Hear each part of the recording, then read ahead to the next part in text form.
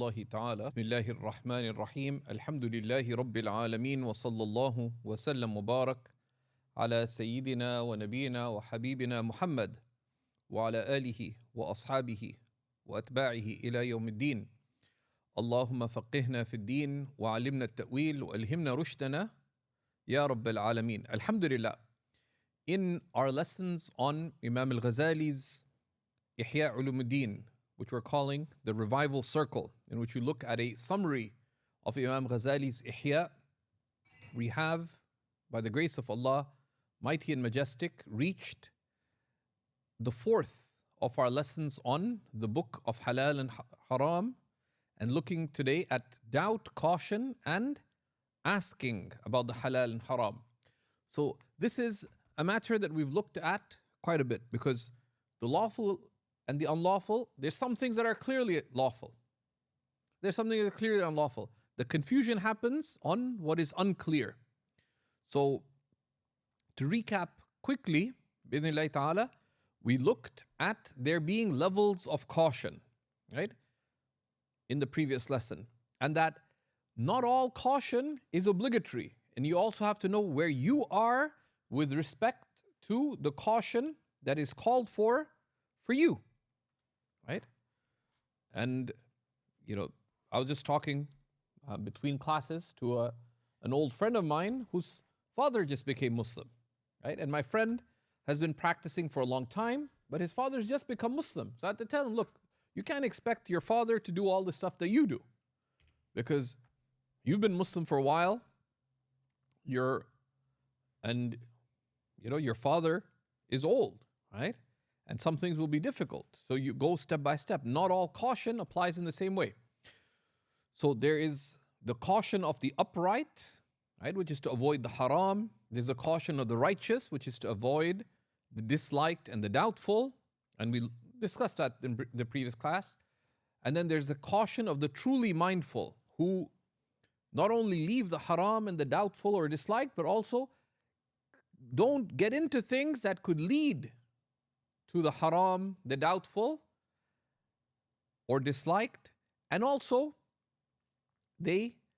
if they become of the genuinely, truly mindful, they reach a fourth level, and this is discussed last class, but just to recap, which is the caution of the truly foremost, the siddiqun, the foremost of those who are true, whom one of the scholars referred to as the champions of truth. And the caution of such people is that they leave everything that would distract them from Allah subhanahu wa ta'ala. They take being present with God, being present with Allah, as their criteria in life.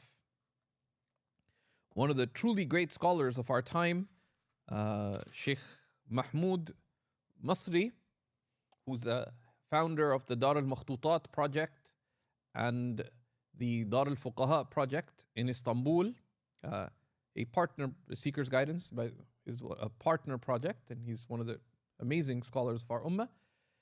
One of my teachers asked him for advice in the late 90s on studies, and he said, the opening advice was, adhere to the principle that of Sayyidina Ibrahim, La uhibbul afilin, I love not perishing things.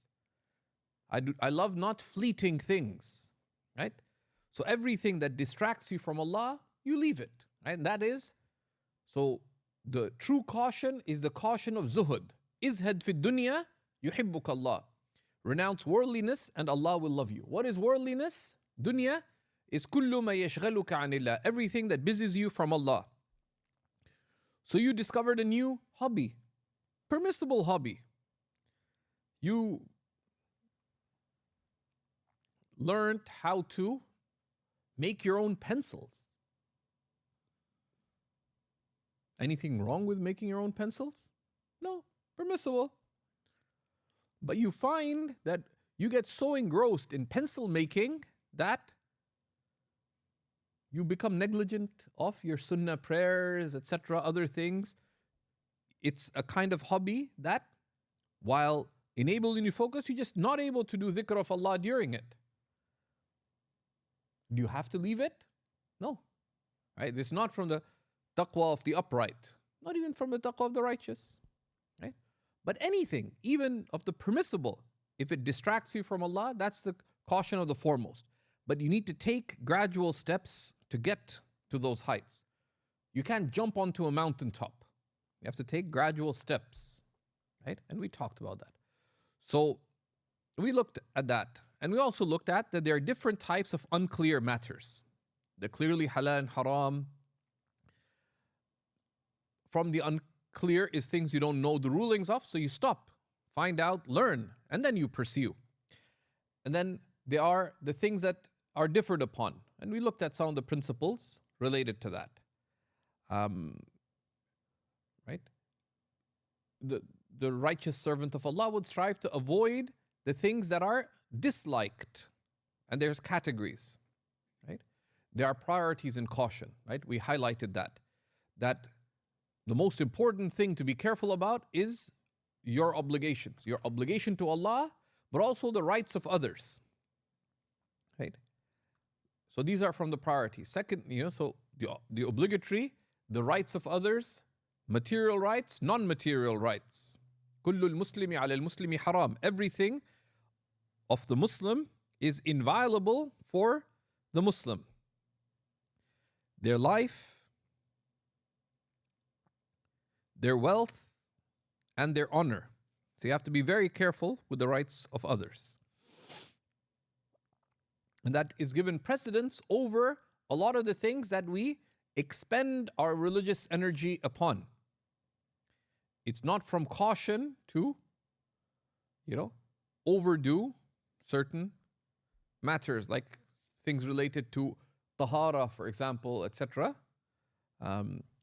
They're not from the matters of critical caution. Food and drink requires concern. Right? Food and drink requires concern for the reasons we've addressed earlier, which is that Allah is pure and accepts only the pure. But if you want to be cautious regarding it, what do you do? Take the means of being cautious, right? You can't square a circle. You can't eat everything that you want and say, I want to be cautious. You got to decide. If you want to be cautious, do it the right way. Right? So take that with a certain degree of clarity, and we'll expand further on that. Conduct. There's caution with respect to your conduct. Upholding your gaze, the principles related to looking, how you speak with others, upholding your modesty, both for men and for women, right? Those things are important, right? Caution regarding the company that you keep. And these are 5 of the critical areas of caution that we highlighted. So today, we're going to look at the issue of how do you deal with doubts and how you go about when do you consider a doubt and act with caution and when you don't. And when, if you have a doubt regarding food or drink or something being sold to you, for example, do you need to exercise caution and when you don't. Now, some of it used to be much easier because for a long time, the idea of auctions, for example, were out of the picture. But now, there's a lot of things sold secondhand, for example. Easily. There's online markets, etc. You have different sites where people sell used or new items, but not just through standard ways. And there issues arise, right? I have a friend with some disabilities, but he's a remarkably smart guy. He was feeling very tired, so he gave his computer bag to his son. His son was feeling tired because they're both on a walk. So his son put it down in the elevator. They left the elevator. Bag was in the elevator. Bag got stolen. My friend's really smart. What he did, he put a search on his laptop on the Canadian online sales websites like Kijiji. And it came up for sale. Exactly the same model. So he set up with this, and it was being sold for a ridiculously low price. So he set up to meet at Tim Hortons, and he knows where the security cameras are on Tim Hortons. So he said, could I see it before buying it? I said, sure. And it was still password protected. He said, hold on a second, there's a password. So, oh, sir, I'm selling it as is. I said, don't worry, I know the password. He typed it in, and he'd already called the police. So they walked in. And he said, look, I don't want to report this, but the computer is mine. Please go. A lot of things do get sold secondhand that are actually stolen items. So how do you exercise caution regarding these things? These are things that we're going to look at. Right? You have to assume that good deals are like if there's a Black Friday sale, that it's stolen items? No. But do you have to stop buying from individuals? No. Right? But caution is required because it relates to the rights of others. If a brand new phone sells for $1,000 and is being sold to you for $400, brand new, is there reason to be cautious? Yes, it could well be stolen. So that's where, we're going to look at what are the principles related to that, right? Because we want to take the halal and the haram, seriously, but in a practical, sustainable manner. So the grounding of this is the hadith of the Prophet ﷺ. We've talked about it before, that the lawful is clear and the unlawful is clear. And between them are unclear matters most don't know about. This hadith affirms three things. Two are obvious, the clear and the unclear. How do you have clarity, right, regarding what's clearly allowed and clearly not allowed? That's where you need knowledge. You need knowledge. And the knowledge is important because for a lot of people, they live in confusion. They live in confusion. I don't know if it's allowed. Well, let's find out. The solution isn't to remain confused. The solution is to find out. And the clearly allowed is two matters. One, that's just self-evident, almost self-evident. Everybody knows it's allowed, right? That's one type of what is clear. But the other type of things that are clear, in terms of being clearly halal or clearly haram, are those that the ruling of it is evident. How?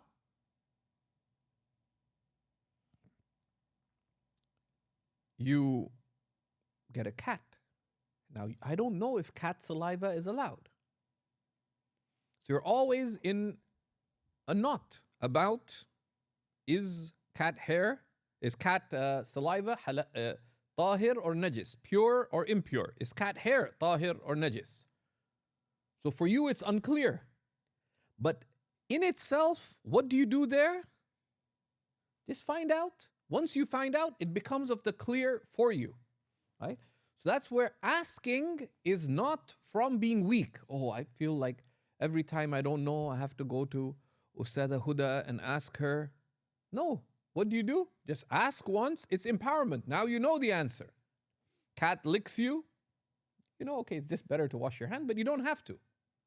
You're praying and the cat dealt with your leg like it was a popsicle. You don't have to worry. It's tahir. The cat saliva is tahir.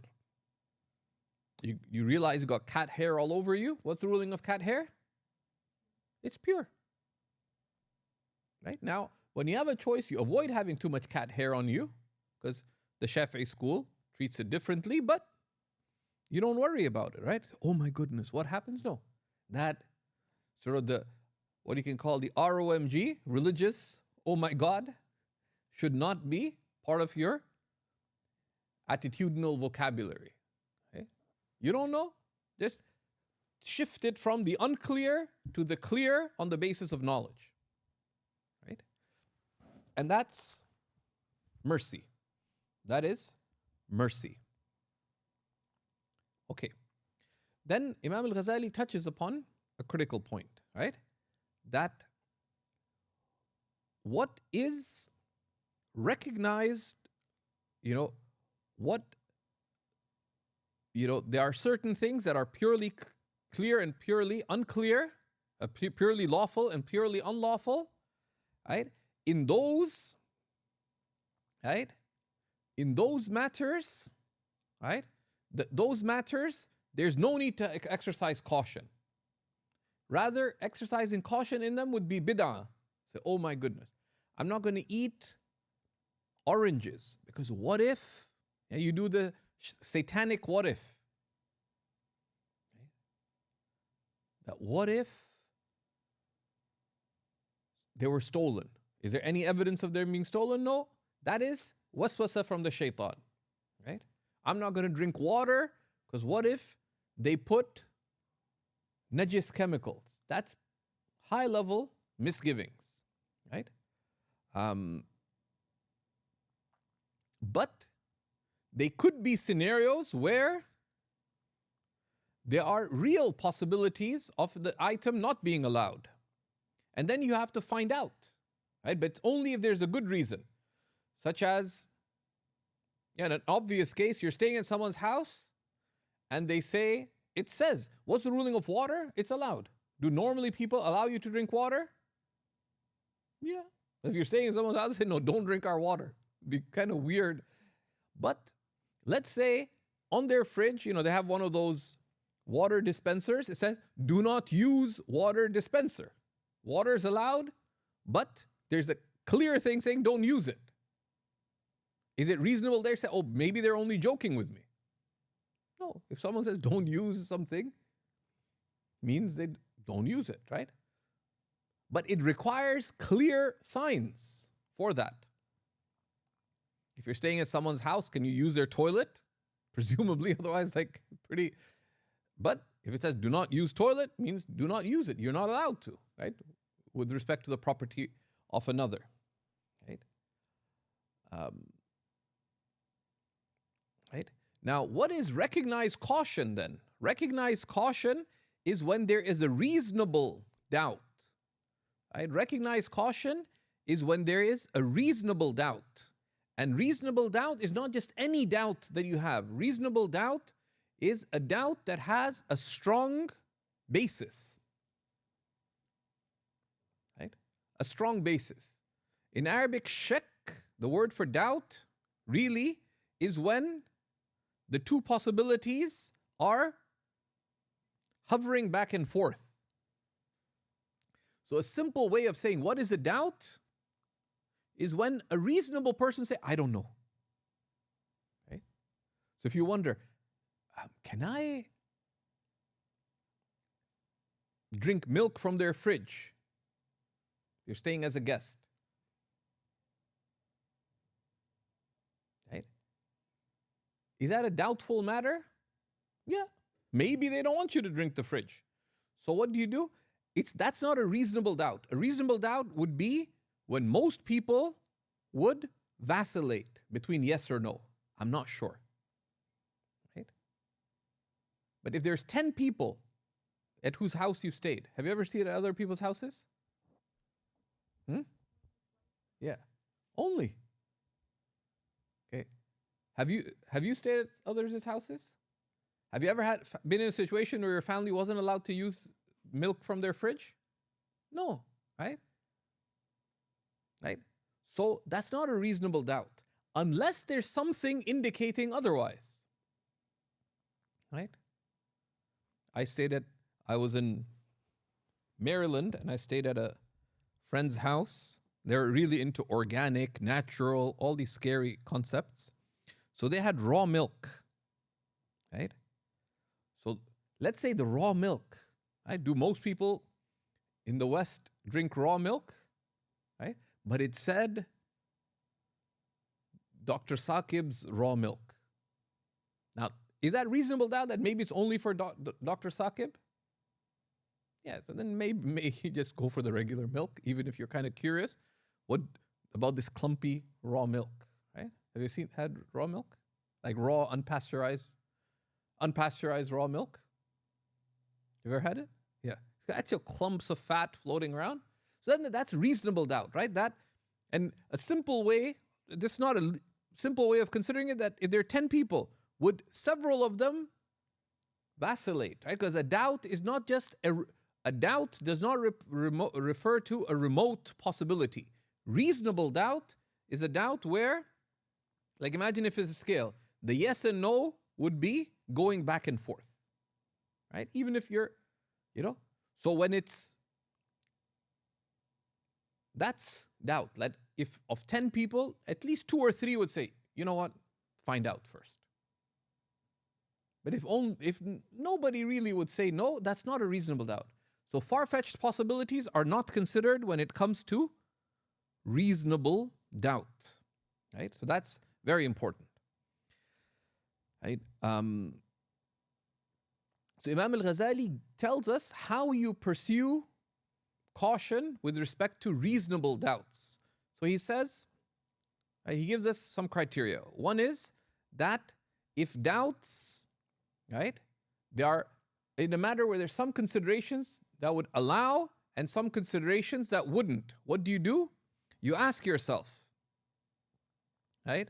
You like that raw milk in the fridge, right? Now, if it's just raw milk in the fridge, is this something that people commonly have and commonly share? Have you had raw milk before? It's not a common thing. Yeah, there's, alhamdulillah, we have special people at Seekers, but you've not had raw milk, right? No, right? I've had it, but I'm not quite sure whether I regret it or not. But let's say, if you imagine 10 people, most of them have raw milk and share it. By the way, in Ontario, it would probably not be legal to share raw milk, even as a gift. It's kind of technical. There's lawsuits still going on. But something like that would make you stop, right? So you consider, right? That if the item, its basis is prohibition, then you pause and consider, right? Like meat. There's a deli called Safa Deli. You get to or Safa supermarket.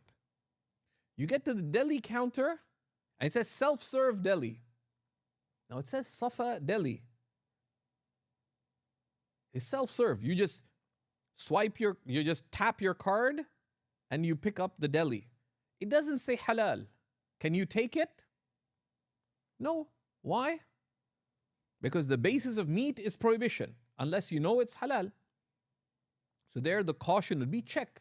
Go out to the front. It's one of these modern self-serve things. So you go, you check. Are they saying it's halal? Are there any signs? There's somebody to ask, etc. Right? Because the basis of it is that it's not allowed.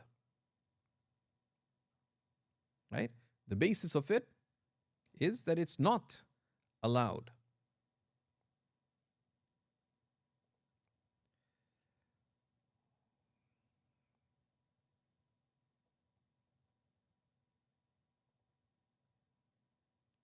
So that's where caution is called upon, right? So there's no clear affirmation of it being allowed, even if it's a sign that says halal, right? Or the property of another, and you don't know there's clear permission. Such as you're passing by someone's house and you see a really nice apple hanging on the tree. Can you just take the apple? Actually, apples get tricky. If it's within their property and not overhanging on the road, you can't. Why? Because is there clear permission? No. But if there is a sign that says, take an apple, you can. Because there's possibility of being allowed or not, but there's something clearly saying, take an apple. But then could you take 4? One for me, one for the other people who attend the class, and I'll take one for uncle. Right? No, because it just said take an apple. So there's a reason to be cautious, right? So things where the basis is prohibition, if doubts arise, you check. But there's other things whose basis is permissibility or purity, such as water. Okay? There, when there's a doubt, even reasonable, you're not called upon to have doubt. You're not called upon to have caution. How? There's water. Right? Let's say you're walking down the street and some water fell on you.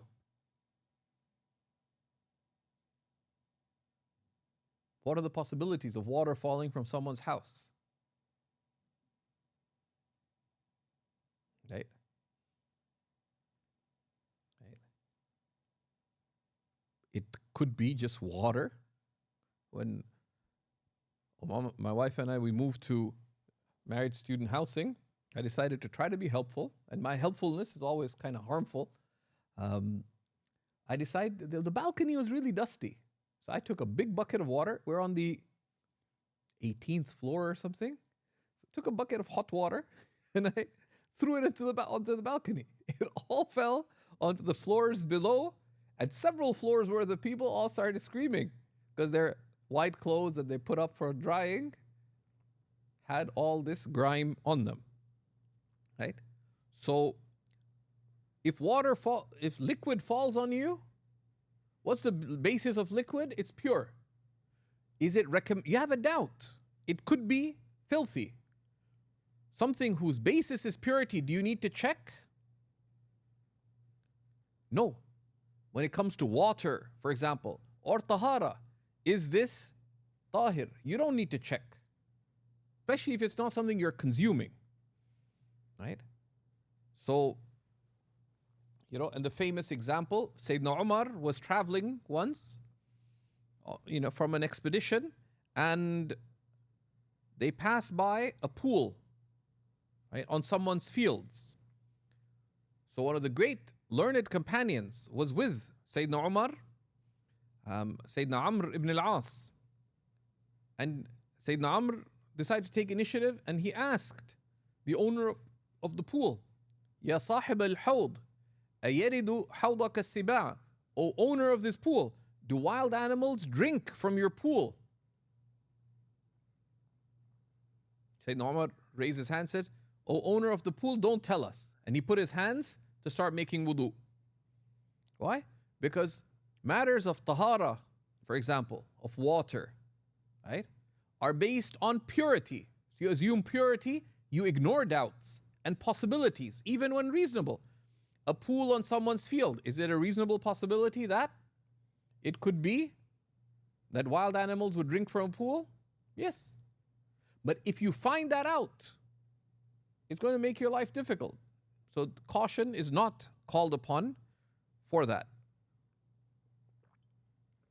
Right? And in general, matters of tahara are based on ease. You banged your knee against, like the corner somewhere. Then you notice some red around your knee. What do you assume about it? Yeah, so you have doubt about purity and filth. What do you assume? You assume purity. You ignore doubt. Especially when assuming filth would cause you difficulty. You're outside the house, right? For men and women, if it's like on your thigh, like it's not really an option for, like, actually most dignified people, still, Allah preserve humanity, most dignified people won't take their trousers off in public. Inshallah. May it remain so for a long time, right? So, in those kinds of scenarios, don't make your life difficult. The Prophet ﷺ said, no one makes their religion difficult except that it overwhelms them. No one makes their religion difficult except that it overwhelms them, right? So in things whose basis is permissibility, and one of the most important is matters of water, matters of tahara. You assume purity. Clothes, tahara, right? You see some clothes, there's a brown stain on it. Now, of course, when you have a choice, use caution, right? I mean, most of us probably don't choose to wear stinking clothes, hopefully, right? But You woke up late for Fajr, you see something that has some brown streaks, it could be your nephew's vomit or whatever. You don't need to check. You assume purity, wear it, particularly when things are difficult. Things are difficult, meaning if you find something else, you would delay the prayer. Or, you're stepped out from a meeting, you notice red on your shirt, maybe you don't need to even explain where it is. Maybe someone spilled ketchup on you. Someone, when they hugged you, they had ketchup on their hands. You don't need to even know why. You assume purity, even if it looks red. Lots of things look red. Right? Lots of things look red. Right? So, those things whose basis is permissibility, even when there's reasonable doubt, you still assume permissibility. Right? And when you have a choice, sure, you're at home, you're in your comfort, okay, go ahead, put something else on. But when it would be difficult, you don't need to. Right? Another of the scenarios is if things are mixed. There's a mixture of halal and haram. Now, when we have a choice, what do? We want the tayyib, the wholesome. But that's not always feasible, right? That's not always feasible. How?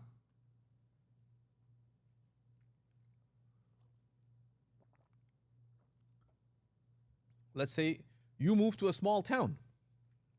If you had a choice between shopping at a place that only sells,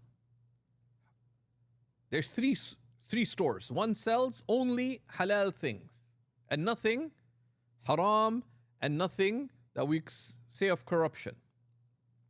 Or a store that sells both the halal and the haram. Right? And a store that mostly sells the haram and only some things that are halal. Naturally, you would not go to the store that mostly sells the haram. But when you can, you choose a more wholesome place, right? But sometimes you don't have a choice. Do you know a supermarket, a mainstream supermarket that only sells halal things in a non-Muslim country? No.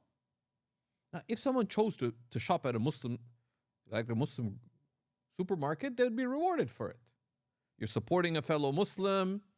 So, going to a place that, because the haram has a spiritual negativity to it. But sometimes that's difficult, right? Even practically, it may be more expensive to buy grocery in bulk, etc. But if you did buy from a Muslim grocery store, that's a consideration. But it's perfectly permissible to shop from the grocery store, right? Why? Because you just avoid the haram things, right? You just avoid the haram things. But can you go and buy your milk from the local bar? No. Let's say the local bar sells organic milk as well. You don't know why? Because they do, cows cocktails, whatever. They make cocktails out of raw organic milk, right? Whatever. Every madness has some mad people chasing after it. Should you buy your organic milk from a place that is primarily engaged in the haram? No. Right? So that gives us a criteria, right? Imam al-Ghazali gives a very practical criteria that the dunya is not free of the haram, typically, given that people commit sin. So what does one do? Right? One avoids, when things are mixed, one carefully avoids the haram or carefully falling into the haram, right? But then, what if the two things are mixed together? How? Your next door neighbor, who's Muslim, sells the raw milk. Let's say you're in a place where raw milk is permitted to sell. We are not endorsing breaking Canadian law, right?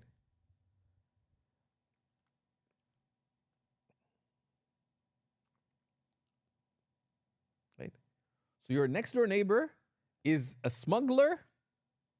So he does what in Desi language you call import-export, Right? They're basically a smuggler. They smuggle drugs, they also sell raw milk, assuming that it's halal to sell. It's permissible by law. Halal, it's not a halal haram matter. Can you buy milk from him? Right? There are two positions within Islamic scholarship. One is that if what you're buying is clearly of the permissible things, let's say organic milk, right? You can trade in it, and that's the Shafi'i position. You're buying from what's clearly halal, that you've done your duty. And you're not affected by the fact that other earnings of theirs is from the haram. And it's not looked at that, oh, well, maybe they bought their organic milk from the earnings of their smuggling. You're not responsible for that.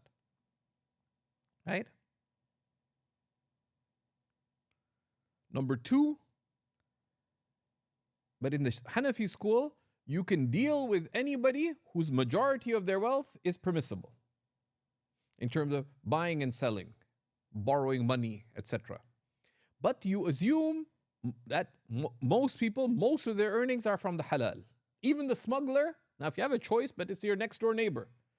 You live in a village and the only grocery store is run by the local smuggler. Now, you'd be rewarded to go to the town and do your shopping, whatever. But could you shop from them? Yes, you assume that most of their wealth is from the halal. Do you have to do their taxes to find out what's their earnings from? No. And they probably don't disclose even on their taxes that they're smuggling. Most smugglers that I would conceive of probably don't disclose their smuggling earnings, right? But in matters, right, if most of their wealth is prohibited, that's where the issue arises. We do not hold non-Muslims responsible for the rulings of the Sharia. So if your neighbor runs runs a wine store or whatever, can you have financial dealings with them? With a non-Muslim you can, because we don't hold non-Muslims responsible for the rulings of the Sharia. But we do hold Muslims responsible for the rulings of the Sharia, right? But we err on the side of the assumption of permissibility. We assume that it's permissible. As simple as that. Right? We assume that it's permissible. So that gives us some guidelines, right? When wealth is mixed, you can assume, like the more expansive position, you can assume, as long as what you're getting is from the allowed, you avoid things that are majority haram, right? And that also helps with respect, in terms of halal and haram. Places, you can apply the same thing. Places where the primary activity is permissible, you're allowed to be there even if some haram takes place. Can you go to the grocery store? Yeah. Are there some haram things in the grocery store? Yes. But it doesn't make it prohibited. But if you choose the more wholesome, you're rewarded. Right? And what you can remove of the harm, you do. There's someone I know who wrote to the management of the supermarket that, could you please not put certain types of magazines at eye level for children at the counter, right? And they removed them, right? Same person I know petitioned that the local mall, they're going to open a pub. And it's a family mall, right? So facing the front street, they're going to open an Irish pub. So there's actually like telephone court hearings for the petition. They didn't agree the petition fully, but they limited the hours in which alcohol could be served, etc. And even the signage, they limited it. Why? A lot of young people hang around the mall. It used to be our neighborhood. So you remove harm as much as you can. But does the presence of a pub in the mall, does it prohibit you from being in the mall? No. But if you have a choice between that mall and another mall where there's no such things, you go to the more wholesome. But you do not enter the pub. Right? So you incline towards the more wholesome, but in mixed spaces, as long as you do not go to the haram nor fall into the haram, you can go there. Right? The third case is a place where the primary activity is haram. You're not allowed to be there. Can you go to the bar, say, you know what? I like sitting here because I have a nice view of the lake, but I only have a cup of water. No. Because what's the primary purpose of a bar? The consumption of alcohol. Haram. You can't be there. Right? So that's mixed. Matters where it's mixed. Right? And there you do exercise caution with respect to the haram. But where the haram predominates, you keep away from that. Right? And in things that are going to affect you on an ongoing basis, you consult. How? A wife says, my husband's earnings are haram. Practical guide to caution is, you should want to exercise caution, but how do you do that? Like, do you want a divorce? Say no. But if, the why, we believe in the possibility of miracles, but we don't act assuming that miracles going to happen. You're saying, okay, I'm staying home and homeschooling the kids. My husband's going to provide for me, but he's providing from the haram, so I'm not going to take from his wealth.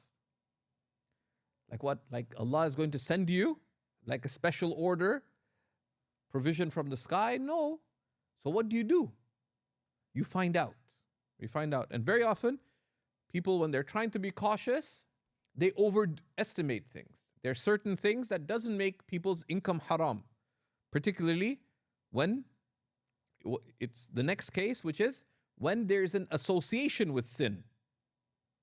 So someone they work in tech, but they're working for an insurance company. Is conventional insurance permissible? No. But if where your work only has an indirect connection with the haram, it doesn't make your earnings haram. So just find out. Because if you act out knowledge, you can either be excessive or remiss. Yeah, it should be fine. No, it's not just fine. You should advise your husband to seek a better job, whatever. So this is the third area, the third type of doubt. A doubt that is connected to a sin. Direct assistance in sin is prohibited. Right? That what are you going to do? You're going to work at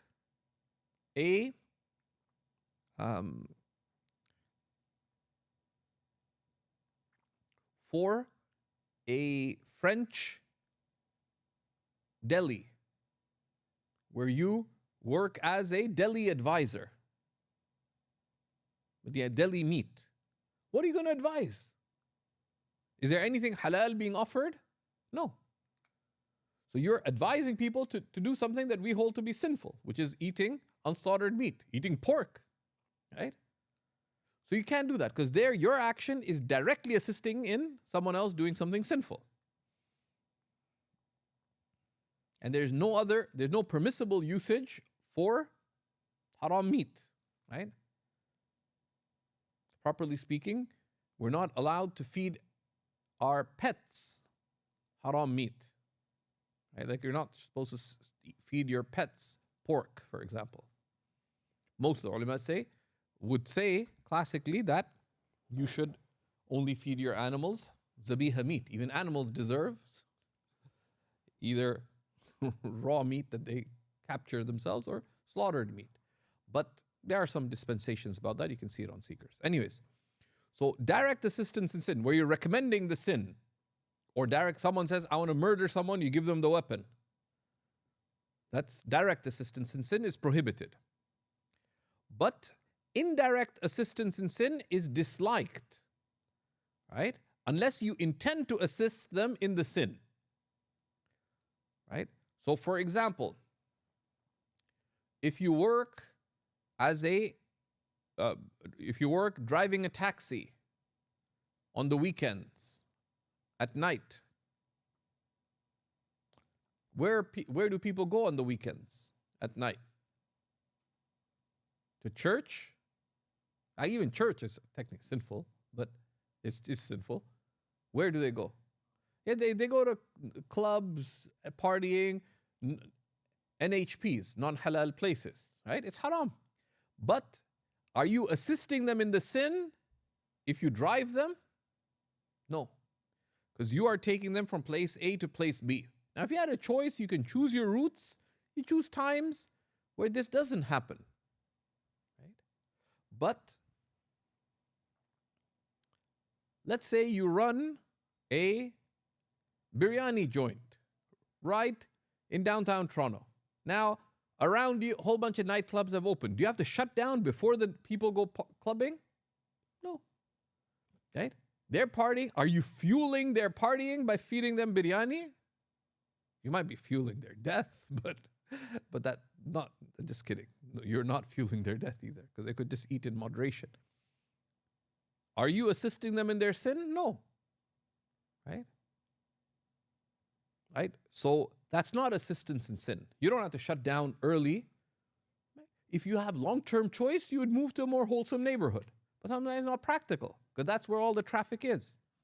Right? A taxi driver, say, during the day, I don't get many customers. They work night shifts because they get, people pay, it's, there's premium fares, whatever. It's allowed. When you have a ready choice, it'd be disliked to do things where there's indirect assistance in sin. If you work for the local delivery company, are you allowed to deliver packages where you know from the package that it's something haram? Yes. Because what are you doing if you work for any of the delivery companies? Delivery.com, let's say, right?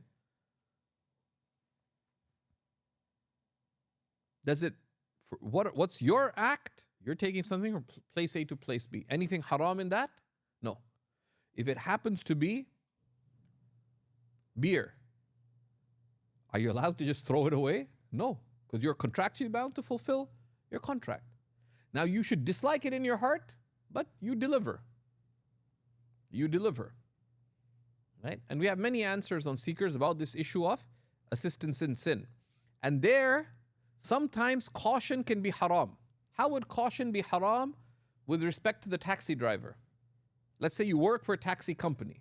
This is not like these rideshare services.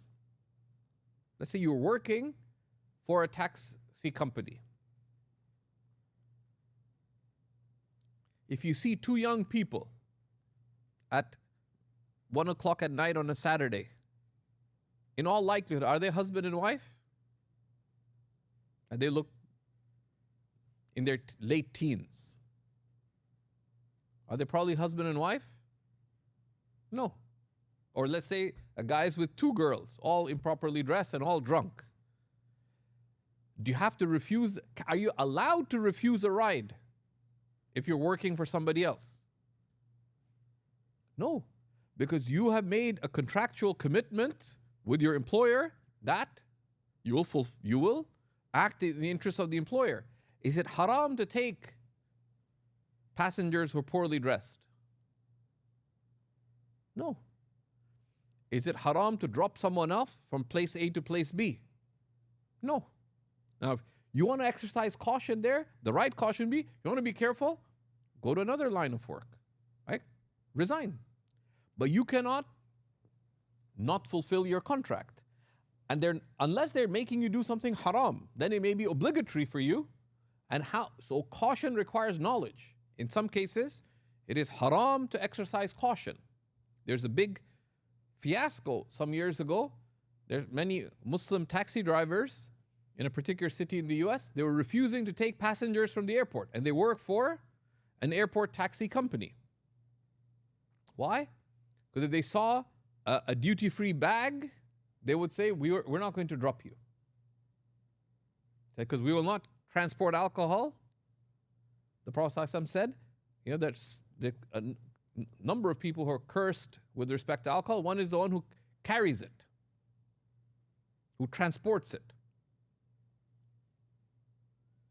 Yes, that's what the hadith says. What does it mean and refer to? This is a matter differed upon within Islamic scholarship, but You are duty bound to fulfill your contract, even in matters where there's difference of opinion. So, what do you have to do in complex things like this, especially that affect your day to day, affect you on an ongoing basis? This relates to your work, for example. You have to consult, right? Because in some cases, it is haram for you to try to be cautious. And in those, someone was telling that, someone otherwise learned, that your son cannot work at the local supermarket. Why? Because they're touching pork. Touching pork is not haram. Right? And you can see the fiqh of this notion of assistance in sin. It's not assistance in. And if you need work, that's why you have to know. How do you judge? Is this halal or haram? Not based on basis of your own whim. Right? But on the basis of knowledge. And sometimes things are more vast than we imagine. Other things are more tight than we imagine. Right? A fourth type of area of caution is where there are scholarly differences. And the guidance, we talked about this a little bit last time. You can, where there's scholarly difference, stick to your school. Learn one school of Islamic law, stick to it. That's recommended. And that's a practical standard of taqwa. You stick to your school. Even if it's a little bit difficult, go ahead. However, it is permissible to take a sound dispensation from another school. Because being Hanafi or Shafi'i or Maliki is not a sectarian commitment. Right? Right? Could a Hanafi take the dispensation and eat lobster or octopus or whatever? In the Hanafi school, you can't. It'd be recommended to stick to your school. Go against your preferences. You kind of feel like having some lobster today. I'll stick to my madhab. And that's an expression of recommended taqwa. But is eating lobster or octopus outside of the permissibility within mainstream Islamic scholarship? No. So general taqwa would call you to, but it's recommended. Just stick to your school, and that you learn some restraint. But this is a principle as well. It's recommended to avoid dispensations without need, but it's permissible as long as you follow the dispensation soundly. You're traveling somewhere in the world and you see there's dog meat. So I think I recall this TikTok reel that will talk about certain types of dogs being permissible. Let's just say, right? No, don't. Right? Deen is not a joke. Right? Deen is not a joke. Right? So you take a sound dispensation. Yes, this is for sure allowed to some scholars. You're shocked. First time in your life you saw some scholar eating a lobster. You're like, oh, and said it's allowed in such and such a school. Upright, learned person, So you can take a dispensation, but it's best to stick to one school unless there's a need. Right? Now, if you can, it is praiseworthy to take the more cautious opinion. Right? But do so gradually. First, take care of priorities. Get rid of the haram in your life. Right? Then, you prioritize. Don't make your life difficult all at once. Take steps towards the higher levels of cautions. Don't jump because you'll stumble and you could get hurt religiously. Right? Right? Now, last thing is when it comes to asking. When do you need to ask? Is this halal or is this haram? Right? Someone offers you something. There are two basic considerations, right? And someone's giving you food or someone's giving you a gift. Imagine if someone says, this is for you. Says, is this stolen? Right? Imagine if you gave someone a gift and they asked, excuse me, are these chocolates stolen? Right? So there are basically two considerations, right? And that's again, sometimes it's haram caution. Like if we imagine, there's someone here, I know their father quite well. Imagine if he gives me a box of dates and I said, Uncle, are these dates, did you steal these dates? Would he be offended? Yeah, I mean, he and I joke a lot, but anybody would be, like, especially if you ask in public, right? In front of other people, say, are these, did you steal these? Right? Right? So, with food and gifts, but at the same time, caution is called for in certain scenarios, right? Your next door neighbor, the drug dealer, who also is known to do other kinds of strange things, and who has a crazy number of laptops stacked up in his garage. He says, you know what? I have this extra keyboard. Why don't you take this keyboard? And you've noticed that they're stacked up, same place that he stashes his weed. There's a whole bunch of computers stashed up. Do most people have 75 laptops in their garage? No. Right? So fundamental difference, right? So what do? Imam al-Ghazali gives us an explanation that when do you ask? To use two examples, like food, gifts, for example, that firstly look at the giver, right? If the person is upright, right? If they're upright, then you should not ask, is an upright Muslim?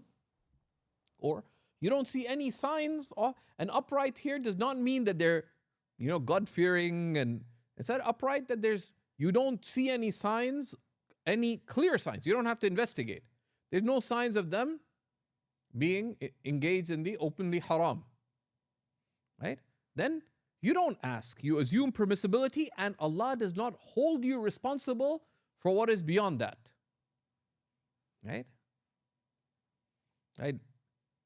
لا يكلف الله نفسا إلا وسعها. Allah does not make you responsible for more than you are able.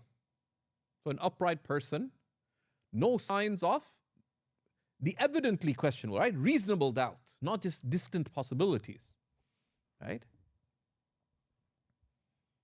You just, there, you can accept the gift or the food without asking. If the person is unknown, then if there are outward signs, you consider the outward signs without ill opinion and without spying. And the basis is permissibility. But there are situations for caution there, like the case of your drug dealing, smuggling neighbor. And you've seen the stashed laptops behind his car in the garage. He gives you, says, Ois bhai, he learned the word bhai from you. Here's a keyboard. It's a gift. Would you take it? There's permissibility. You can assume permissibility. But there, caution is recommended. Why? Because there are signs. It's not an upright guy. And there are signs of the questionable. But the other next door neighbor says, by the way, I saw you didn't take the keyboard from so-and-so. I hope you don't feel bad. He's my cousin. We've been trying to get him to follow the straight and narrow for a long time. Listen, I have a spare keyboard. You've been so nice to me, always. Here you go. Would you take the keyboard? There's no reason for caution. What if he's secretly a smuggler? You don't pursue that. Do you investigate there? No. That would be ill opinion of a person. You have no outward signs. You don't pry into people's affairs there. So what if they're in cahoots with each other? They do just good cop, bad cop, or good smuggler, bad smuggler kind of thing, or whatever. No, that is outlandish.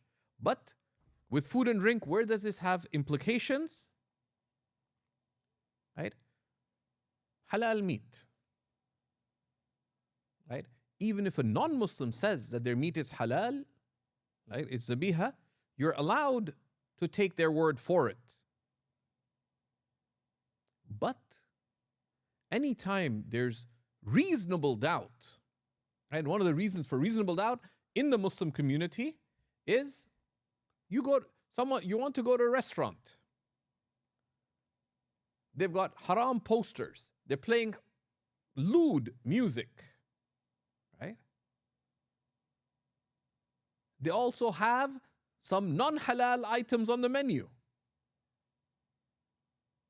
Muslim restaurant. And bunch of other things that are haram. They say, no, but our meat is 100% halal. Now, you could take their word for it, but there is more than sufficient reason there. That's this practical religious caution, especially with food. We talk about the importance of caution there. And there's clear signs. Now, you're not saying their meat is haram because you don't have evidence of that. But there, not just with respect to the halalness of the meat, but the other environmental considerations of environment and its effect on the state of your heart and so on, you keep away from the unwholesome places. Right? And a lot of people are lax with that. They, now people eat out a lot. Food delivery has become easy. Right? Now with food delivery, it's a little more tricky, even for the religious. There's a list of halal places. I was looking the other day, just curiosity. And they're actually, on my food delivery thing, there's a place called Pork Dumplings. It was in the halal foods section. Because in some of these delivery apps, you could literally just tag whatever tags you want. So they put it halal too.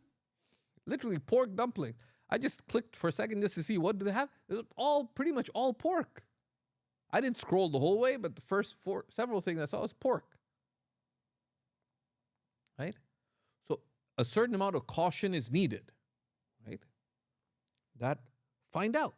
Just check. Right? Check. With food, there's a reasonable amount of caution. Like you don't know this store. Right? It's not well known to be a legit halal place. Just find out the first time. Especially with respect to meat. You're just having pasta with vegan pasta. What's the haram ingredient going to be there? Right? But especially with meat, you need to be careful. Now, with respect to what is given, the basis is permissibility, right? So your neighbor, the neighbor on the right hand, Sahib al-Yamin, right? Right? The good neighbor gives you a gift or he wants to sell you his keyboard, right? Now, let's say this keyboard normally sells for $100. Let's just say. Brand new, good person, but says, you look, I have a brand new keyboard, I'm selling it to you for $20. Is there reason to doubt? Why would someone say for $20? There, you can take someone at their word, but practically, you should inquire. That this why are you selling? Because maybe it's if they give a reasonable reason, you've taken your part. Maybe it's overstock. They bought too many. Right? They have to clear for whatever else. Like it's a clear out sale, whatever. But you need to have a little bit of caution, particularly from someone you don't know well. You don't know well. And that in online sales is quite important, right? Because often people are selling smuggled, stolen goods, etc. Sometimes people steal new goods. There's whole rackets of people who pick up deliveries, right? People order from online, etc. Things get delivered on their porch, and people come take it and sell it. It's still in the box. It's brand new.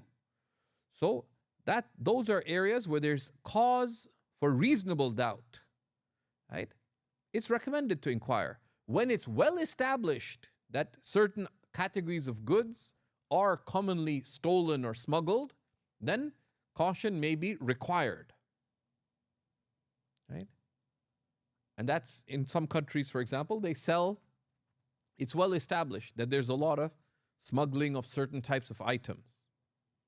So there, a higher degree of caution would be required, right? So these are some of the parameters with respect to the halal and the haram, right?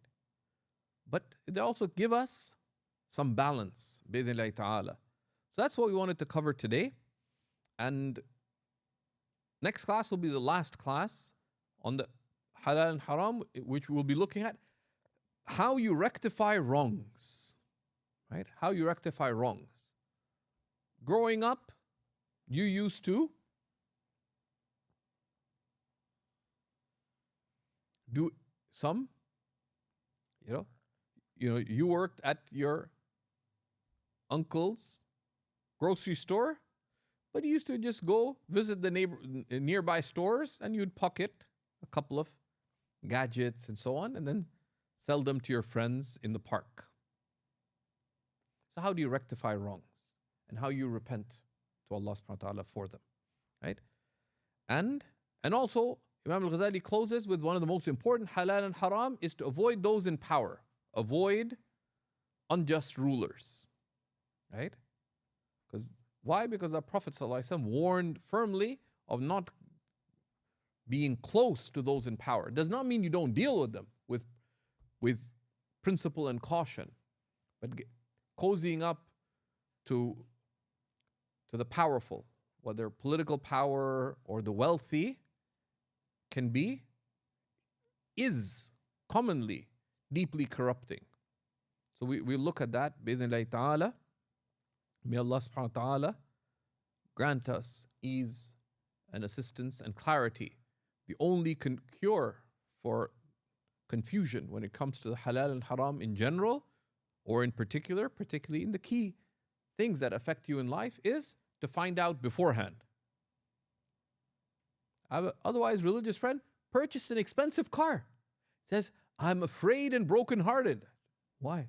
I just bought a car. I think I'm going to be drowning in sin and condemned to hell. I said, hold on, what's going on? He says, was that halal? I said, I had to resist my uncle urge, say, when do you ask? Before you do something or after you do something?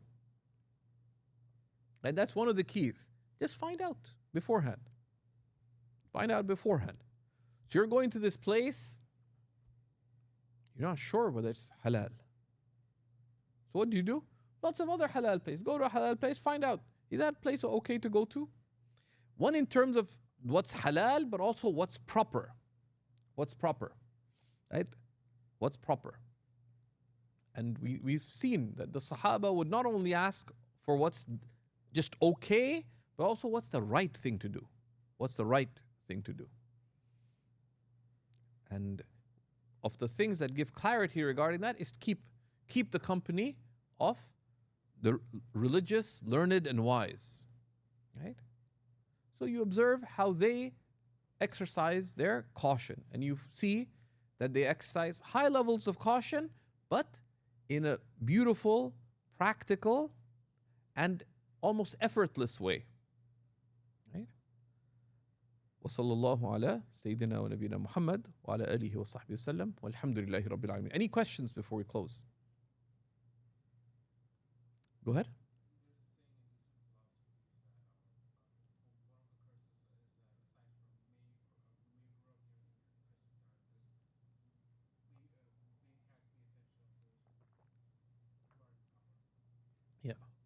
Yeah, so all traditions have cautioned against being close to the people of power, right? If you're seeking the good, right?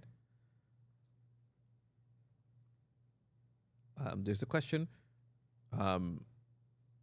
It's a statement that if you stay at someone's house, they didn't let you use the toilet.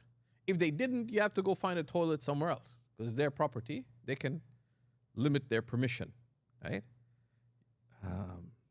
Right? Yeah, and when something is not clear, you ask. You ask.